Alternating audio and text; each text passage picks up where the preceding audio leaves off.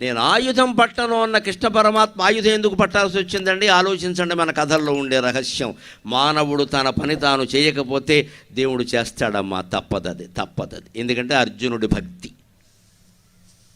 మనం ఎవ్వరమైనా సరే మన పని మనం చెయ్యాలి. దేవుడి మీద భారం వేసి కూర్చోకూడదు. గాలిలో దీపం పెట్టి దేవుడిది భారం అంటే కుదరదు. దీపం ఆరిపోకుండా ఉండే ఏర్పాటు మనం చెయ్యాలి.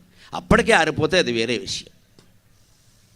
మనమే కావాలని ఇటువంటి చోట దీపం పెట్టేసి ఏమిటో సభ మొదలు పెట్టగానే దీపం ఆరిపోయి, నీ బుద్ధి ఆరిపోయింది, దీపం ఆరిపోలేదు. ఇక్కడ ఇలాంటి గాలిలో దీపం పెడతావా? బుద్ధి ఉందా? నీ బుద్ధి ఆరిపోయింది. సెంటిమెంట్లు మనకు ఎంతసేపు? పొట్టెడుతుంటే కింద రాలిపోయింది, ఇంట్లోంచి చేతిలోంచి హారతి ఏం పర్వాలేదు, తీసుకో పైకి, కొంపలేమట్టుకోవు. ఇక్కడ ఈ సెంటిమెంట్లు పెంచి ఏడిపించకూడదండి జనాన్ని. ఏం జారిపోయినా ఏం పర్వాలా, కుంకంబరని జారిపోయింది, సరిగ్గా పట్టుకోకపోతే జారిపోతుంది, ఇక్కడి నుంచి పట్టుకో అంతే.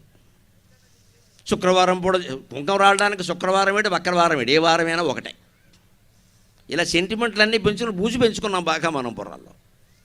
ఏది జారినా కేవలం జారింది, సరి చేసుకుంటే సరిపోతుంది. దానివల్ల ఏమీ కాదు. నేను మొహమాటం లేకుండా చెబుతున్నా, ఈ పిచ్చి నమ్మకాలు వదిలిపెట్టండి. బుద్ధి జారిపోకుండా చూసుకోండి దయచేసి. కుంకంబరిని పసుపు జారిపోతే పెద్ద ప్రమాదం లేదండి. మనం దిగజారిపోకూడదమ్మా, మనం దిగజారిపోకూడదు.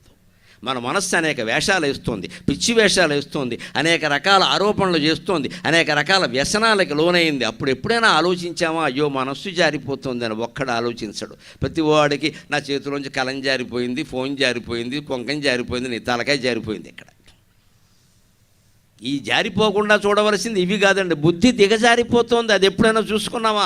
అది చెబుతున్నాడు అక్కడ.